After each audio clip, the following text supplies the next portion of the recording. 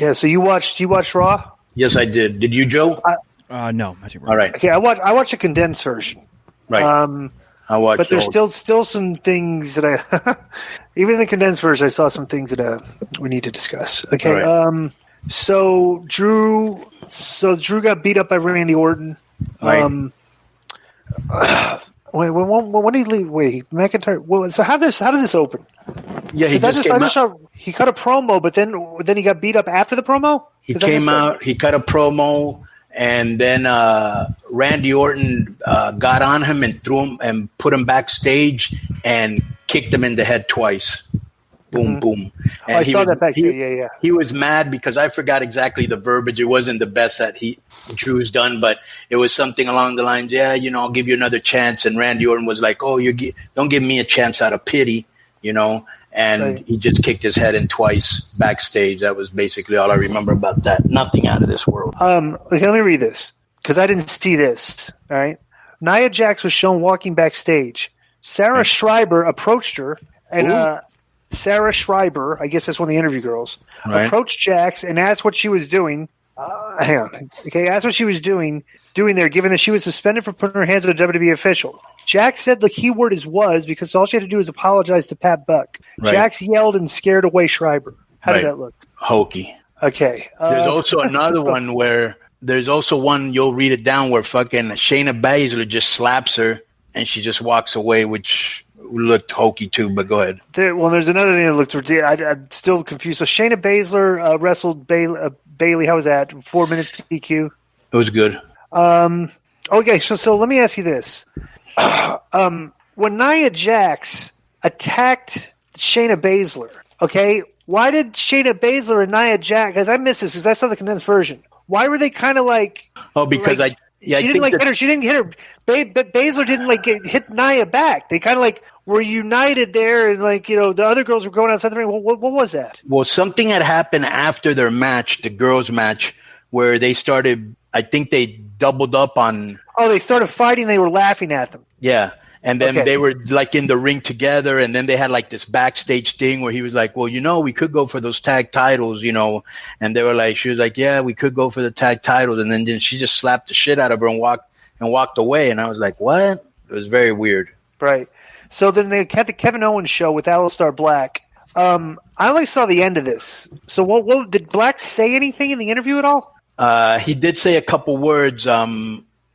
Basically, he went into a room and he goes, hey, man, he opens up the door and you don't see anybody in there. It's just dark.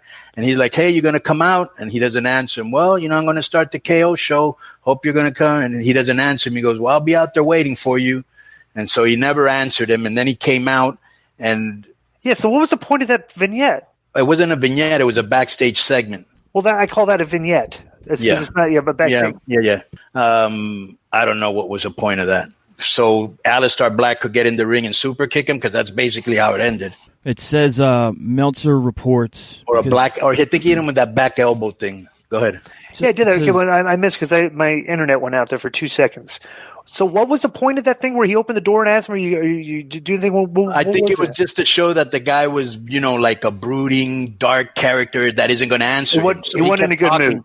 And he never answered him. He asked him 5 times, yeah, you coming out? Nothing. Okay, well, remember, we're up next. I'll be out there waiting for you. But he never got an answer. And all you just saw I've heard he's kind of like a brooding, kind of like depressed guy backstage sometimes. So maybe they've just turned that into a character. Maybe he might be. He might be. Yeah. Well, Ringside News says Aleister Black and Kevin Owens are now in a rivalry. This is a departure from the previous direction of Black hunting Seth Rollins and Buddy Murphy, who actually caused his injury. During Wrestling Observer Radio, Dave Meltzer explained WWE's logic for this booking decision. Kevin needs an opponent because originally he was supposed to face Seth, but Ray re-signed, so now Owens has an opponent in Black. It just is what it is. Hell of an explanation. Okay. So they just needed something for Owens, but it's not booked for this Sunday either at Payback. So there you go. So the 4-way for the 24/7 championship. I don't understand why they even have these matches. Because why wouldn't just somebody come running in and just during the match? Secondly, the ninjas, bro. They're supposed to be ninjas, right? have they thrown a karate kick or anything? It's at any they're point. just jobbers at this point. Right. It's really hokey too. It's very hokey. Bad, yeah. Then at the end, Tozawa wins and just leaves. It means nothing. It's not at least if it wasn't going to mean anything and it was entertaining, I'd be all for it. But it's not even entertaining. It's stupid, and I'm wondering who the fuck thinks this is funny. It's not even a mid-card title. It's below. It's like below the mid-card title. I would be willing to bet that whoever wrote the Vikings and fucking for sure. Yeah, has something to do with this. Yeah. So then Randy Orton came back out, and then Keith Lee interrupted him. I did not like Keith Lee's outfit. Nobody. Yeah, that was weird. That was very weird. I didn't like his outfit, and I wasn't a big fan of his promo either. The Mr. Gentleman promo. Right. Allow me to introduce myself. Are you going to fuck the guy, or are you cutting a promo? Right. He was. Remember how we talked about. Yeah. How these big guys and they kind of talk like nice guys and stuff. Yeah. Right. But then when Keith Lee the past couple weeks was showing some fire in his promos, and then he went back to being like the nice guy promo. Yeah, and it's almost when the fiery promo those were like caught people's attention. Right. You know? Yeah. I don't know. Well, the fans from what I saw on Twitter were pretty unhappy with the gear change and the music change, but the music thing. His music before was okay, and this music's okay. It's fine. Yeah. Well, the thing was WWE stopped working with whoever produced that song. That's it. That's the only reason. They're not working with them anymore. So it ain't like the song was super over because I don't even know what the song is. It was over for guys like that are really into it. You know, I saw Satin. Bro, if these geeks that watch these shows are putting over the songs are probably not that good. Yeah. All right. Well. So let me read this, because I didn't see this, but maybe you can describe this to me, Konnan. Backstage, Caruso was going to provide an update on McIntyre when she was interrupted by Angel Garza bickering with Zelina Vega while Demi Burnett stood by. Vega told Caruso that the footage of her poisoning Montez Ford didn't prove anything. Garza asked who hasn't been caught before. That was hilarious. Hilarious. Vegas said he wasn't helping and ran off to prepare for match. Right. Burnett told Garza she'd just been talking to Ivar. Garza cut her off and invited Burnett and Caruso to join him for his match. And during the match, Ivar comes out with a turkey leg. I mean, it's so stupid. Well, why is he in this? Why do they think that's funny, bro? I mean, it's like, you know how like the WWE is like really into theatrics and gaga? But it's like some of the gaga, it's just like, I don't know where they're coming up with this. Yeah, it's fucking brutal. But I popped when Garza buried her. But, bro. How was his back? Go ahead. It was just really quick. It was like 3 minutes, bro. See how long they were. Yeah, these matches were all 3 minutes. But you know why, though? Because the matches don't mean nothing tonight because they had to fill a bunch of to sell the pay-per-view, you know? So they got to like do a lot of angles in here. Ford versus which is Garza. Why I didn't realize watching the condensed version would be kind of like shitty for that because like there's a lot of interview segments that I didn't really hear like the crux of the interviews. So the time for Ford versus Garza you were asking for? Yeah, they're all like 3 minutes. 3 minutes. I got my here 3:15, 3:30, all the matches are 3. You know, like so I'd rather see quick ones and yeah, no kidding, right? It's almost like today when we were watching NXT.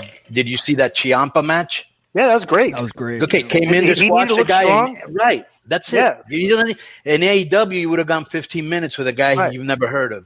Yeah. Right. So okay, explain. Now, how was the backstage segment with Naya and Baszler? Because Baszler's been doing some good mic work lately. This is the one where she slaps her. This is the one where she slaps her and she just walks away. This is where they decide they're going to be a tag team where she's like, well, you know, we could go after the tag team.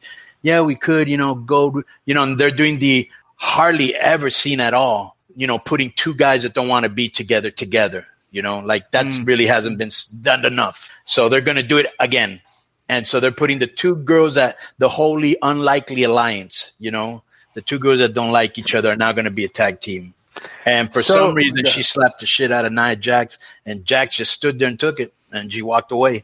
So then they had a 6-woman that only went 3. Bro, listen to these times in these last 3 matches. Like how the precision here. Right. Montez Ford defeated Garza in 3 minutes and 15 seconds. Right. The one before that was this one was 3 minutes and 30 seconds. The girls, the 6-woman. And the one before that was a minute and a half. The one before that was 4 minutes and 40 seconds with Shayna. But yeah, everything was probably 5 minutes. Right. Was what they had on the sheet. So then, let me see here. So they had the 6 waves meaningless. Right. I will throw this. Bianca Belair is so athletic and so charismatic. She blows everybody else in that ring away. Go ahead. Cedric Alexander beat Ricochet in an arm wrestling match, and Mark Henry totally had to corny or cool? Corny. And so was the thing they did in the ring with Lashley. It was corny, and the Hurt Business looked stupid because I think he actually beat Lashley. And then, what does it say there? Did he beat Lashley? I think he beat Lashley, and then when they go in there to get him, MVP and Shelton Benjamin, again, he escapes from them. So they just kind of look stupid. Right. So then they challenge, they have an arm wrestling match with Lashley versus Apollo Crews. Yeah, they did the arm wrestling match. So how was that? And it was hokey, and Cruz beat him. And then I was talking about the one where they were showing Ricochet and what's his name backstage doing it first. Oh, that was just that was stupid too, bro. They both were. Yeah. Okay, so then the arm wrestling match, and Lashley should kill him in the arm wrestling match, right? Yeah, but he kind of beat him to the punch and beat him real quick, Right. Let me see. So how was this interview? I didn't see this. How was the interview with Ray, his wife, and Dominic? That was good. Yeah? That was good. Yeah. It was good. Okay. Let me read this because I didn't see this in the condensed version. Natalya and Lana stood just so you know, just basically Ray saying I was proud of what you did last night. Last night, I saw part of you I never thought you'd see. We're family. We're together. Seth, you wanted you talk about new things happening at Monday Night Raw. Well, here's a new thing. My son, and tonight, finally, we tag up for the first time. So it was a pretty good little, rah-rah speech. Right. So then they had Randy Orton and Keith Lee. How was that? Oh, no, hang on. No, I'm ahead of myself here. Okay, let me read this. Natalya and Lana stood in the ring. Lana said it was a special day because we were inducting a special woman in the Hall of Fame. Lana started to sing the praise of what happened here? They were just burying Mickey James. Okay, saying they were going to retire her. Bro, the only thing I like about Natalya and Lana is they're super hot and they were dressed alike. But they suck on the mic. I don't know why Lana gets so many chances, just like when Alicia Fox used to get so many chances and Dana Brooks, and you wonder why, because they don't really have – not interested. Bottom line. Yeah. So Raw, they had Lashley and Ziggler. How was that? Lashley and Ziggler. Oh, in the underground thing? Yeah, the underground thing. Yeah. That was pretty good. There was some fake stuff, but it was pretty good in general. I like the end where he knocked him off the thing into the wall. Yeah. It looked violent. Yeah. If you could put – this is the thing. If you get a minimal amount of hokiness in there, but if you could have a good violent-looking finish to these, it works, And I think it was short this week because they had to fill the show to sell the pay-per-view. Yeah. How was Randy Orton and Keith Lee? I just saw clips of this. It was all right. Nothing out of this world. I read online a whole bunch of people saying, oh, they should have put Keith Lee over. Really? And McIntyre, they popped up. They said Keith Lee doesn't even be fighting his battles and stuff and things. So that's like that. Maybe they're setting up something for those two. Who knows? So then they were trying to sell that the doctor said that McIntyre might have suffered a skull fracture.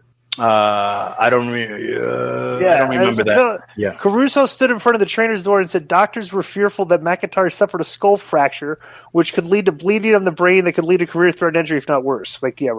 I think she was talking and I wasn't listening. Yeah. How was the lumberjack match with Asuka versus Sasha? Because I refuse to watch any more of these Sasha, Asuka, and Bayley. Any match that they're going to be with each other, I'm just fast-forwarding it. I've watched, bro, they put in in ring time 2 hours in the past few weeks combined, wrestling each other and stuff. It's ridiculous, right? Yeah, it was overbooked. They had Shayna, Bayley tried to get a chair.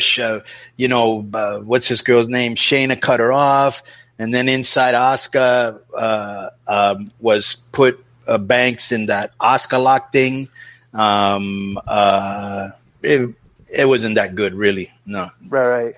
So then we have Ray and Dominic against Seth and Murphy. Okay, I just bits and pieces of this. Yeah. How was it? What's that was a good match. Give me an honest critique of Dominic because there's something here I want to bring up. I thought Buddy Murphy gave him a great, incredible base for the shit he did. He did some really cool shit, and he needs to work on his punches. He needs to work on it. Here's what he needs to work on. Okay, and this is what this is a drill that I would do and when I would teach my class, right? Is your basic attack in between spots. Okay, because here's what Dominic – bro, everybody gets this because when I train guys, there's been guys in business for a year and stuff, everything, and they still get this. You get the thing where he's not – he'll get it eventually, but he's not comfortable like if the guy's selling, right, Dominic is not comfortable yet in knowing exactly what he needs to do next, right? Like if the next is the spot, like I would go over, I'd give the guy a boot, give the guy a punch, pick him up, and like shoot him in the ropes, right?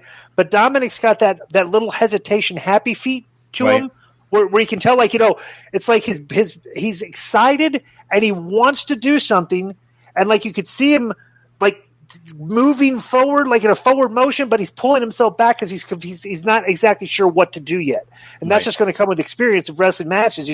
You can't, like, when I do that drill, I tell people, like, bro, when the guy is selling, until you're ready to attack him, just stand there. Don't like get that happy feet where you step, like the hesitation a little bit, like, and it's just a little thing, but people that are seasoned are comfortable in that, and you don't see that. But greener guys, you'll see that. Yeah, that's that nervous energy. Yeah, nervous energy. And you got to harness the nervousness to make you look like you're composed. He looks a little excited and nervous out there a little bit, But he'll get over it. 100% to be expected. Right, exactly. But he'll get over that. And then now. I'm not interested in Retribution whatsoever. They've done nothing. I'm not either. They've done, because, bro, it's almost like, here's the thing, and we were talking about this the other day. They want to prolong this and slow burn. It's only a good slow burn if you're invested. Like, I'll give you a great example. Go back and watch NWO, how that started. You were invested every week. You're not invested in this. Right. That's the huge difference to me. It's like, bro, to me, it's more like, I don't want to see what's next. I'm like, can you get rid of this already? Because I can see you don't have a real good finishing plan, and you're hoping somewhere along the way you come up with something. That's how it feels like to me. I could be, not giving them enough of the benefit of the doubt, but that's what it comes off like to me. Yeah. Yes. I mean, I was not, brother. Like I don't know. Just, you got the ninjas out there all dressed in black, and they look like jabronis. You got these guys are all dressed in black. They look like jabronis. You got the Dark Order out there. They're all dressed in, they look like jabronis. It's like, come on. It's like, bro, there's so many, like I said, the professional, like, and here's the thing too, and I talk about this a lot. When you're watching, all the shows, and like you watch the 9 hours every week, and you're seeing all these gimmicks that look the same, and they're all, brother, that adds up. It's like, it's like the wrestling business right now is putting all the shows are putting on some subpar gimmicks that makes the show look amateurish at times, and they need to up their game, and it's just ridiculous. So I don't know, but that's Raw.